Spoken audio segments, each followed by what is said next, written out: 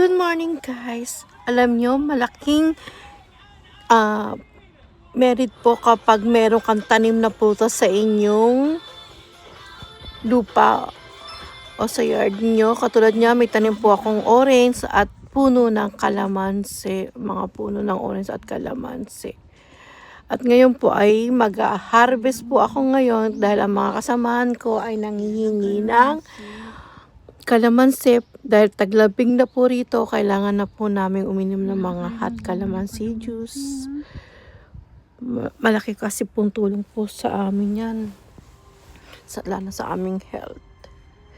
Tara, samahan niyo po akong mag-harvest ng kalamansi. Papakita ko sa inyo mamaya kung gaano karami yung na-harvest ko. Thank you po.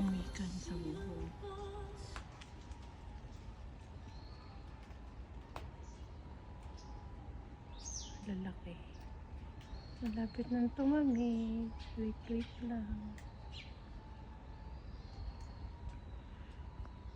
Gulungan namin yun. Kalat.